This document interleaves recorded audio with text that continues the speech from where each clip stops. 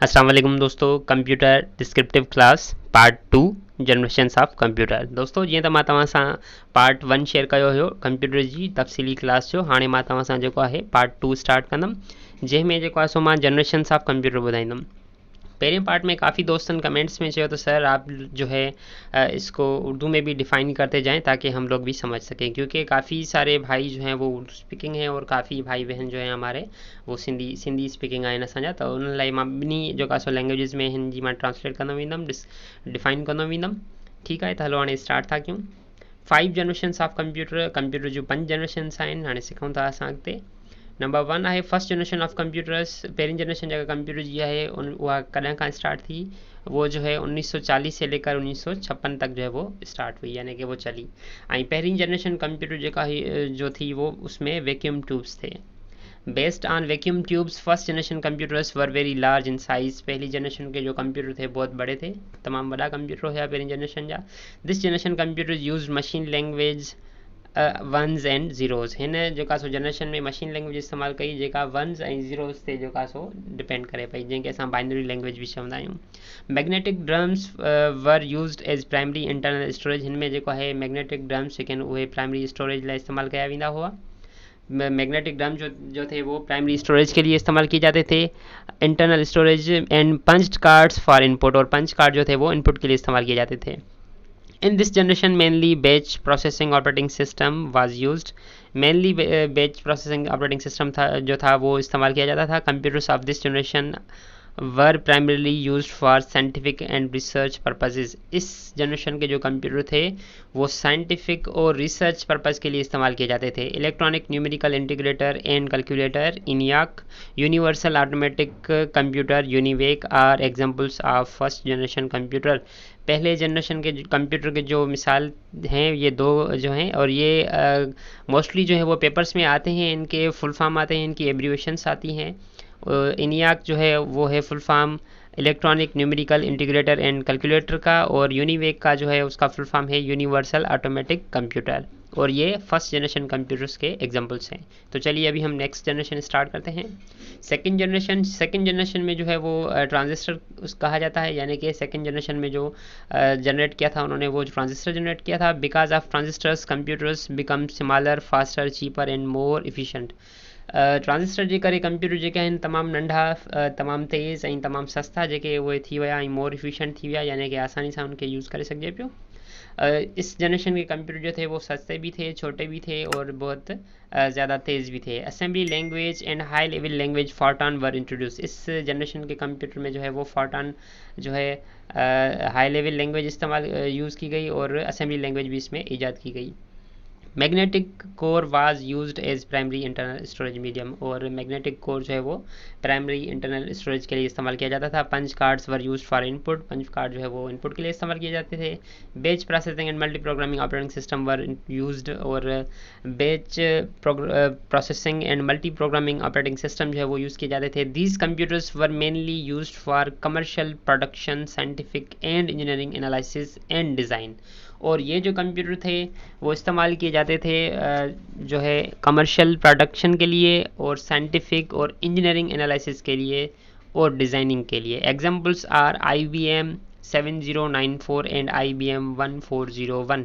ये दो कंप्यूटर जो हैं वो सेकंड जनरेशन की एग्जांपल्स हैं। ठीक है, ये अक्सर जो है वो टेस्ट्स में आती हैं कि सेकंड जनरेशन की एग्जांपल्स कौन से कंप्यूटर हैं, और सेकंड जनरेशन में कौन सी जो है चीज़ वो इन्वेंट की गई। सेकंड जनरेशन जो है आप याद रखें कि ट्रांजिस्टर इन्वेंट किए गए, और सेकंड जनरेशन की जो एग्जांपल जो हैं ये दोनों हैं IBM 7094 एंड IBM 1401। ठीक है, तो दोस्तों ये थी सेकंड जनरेशन। अभी हम चलते हैं थर्ड जनरेशन की तरफ।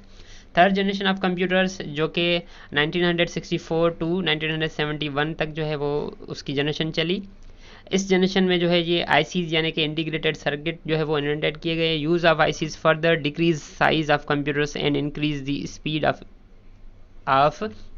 Speed and efficiency.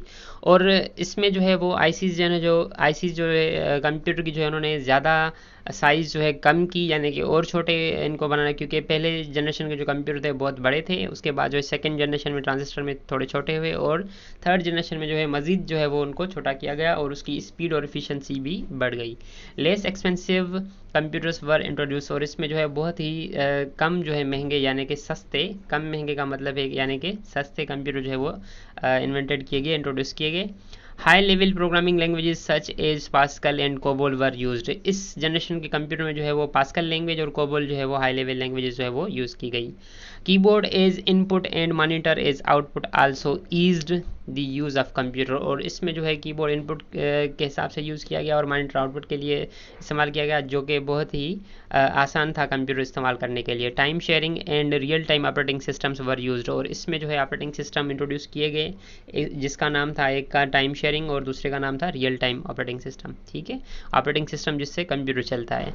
The use of computers was extended to database management and automatic industrial control, इसमें जो है कंप्यूटर का इस्तेमाल जो था वो एक्सटेंड किया गया डेटाबेस मैनेजमेंट के लिए और ऑटोमेटिक इंडस्ट्रियल कंट्रोल के लिए। IBM 360 and IBM 370 are the examples of this generations computer, और इस जनरेशन के कंप्यूटर के जो एग्जाम्पल थे, एक था IBM 360 और दूसरा था IBM 370। ठीक है, ये थी थर्ड जनरेशन। अभी हम चलते हैं फोर्थ जनरेशन की तरफ।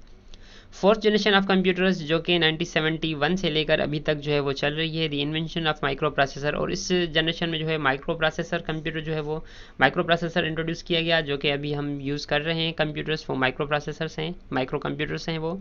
The invention of micro processors revolutionary which caused the development of faster, less expensive, smaller and more reliable computer, इसकी जो इन्वेंशन थी वो इसका सबब बनी कि कंप्यूटर जो है वो बहुत ही ज़्यादा तेज़ और बहुत कम यानी कि कीमत में और बहुत छोटे जो है वो, और बहुत ही रिलायबल, यानी कि उसमें आप आसानी से जो है वो काम कर सकते हैं। They use semiconductor memories, RAM and ROM and magnetic storage become popular, और इसमें जो है सेमी कंडक्टर मेमोरीज इस्तेमाल की गई जिसको हम रैम और रोम कहते हैं।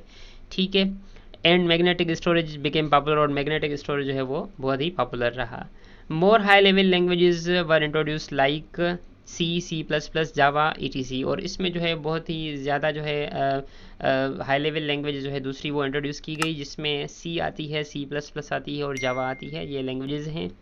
ठीक है, these computers are used in almost every field of life like space applications, business and art work, और ये जो है कंप्यूटर ज़िंदगी, रोज़मर्रा की ज़िंदगी में जो है हर जो है जगह पे इस्तेमाल होते हैं, और जैसे कि स्पेस एप्लीकेशंस के लिए, बिजनेस के लिए और आर्ट वर्क के लिए। ठीक है, टाइम शेयरिंग अभी ये कंटिन्यू है। Time sharing, real time and distributed operating system are used.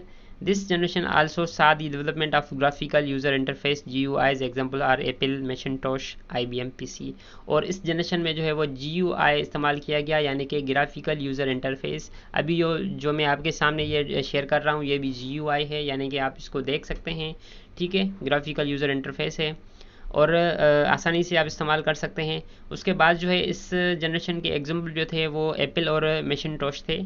ठीक है, और IBM PC थे। अभी हम चलते हैं फिफ्थ जनरेशन की तरफ। Fifth generation of computers present and beyond, fifth generation computer जो है वो अभी और इससे आगे जो हम चलेंगे तो वो कंटिन्यू रहेगी। ठीक है, fifth generation computing devices are still being developed, fifth generation computer जो है अभी तक जो है वो बनाई जा रही हैं।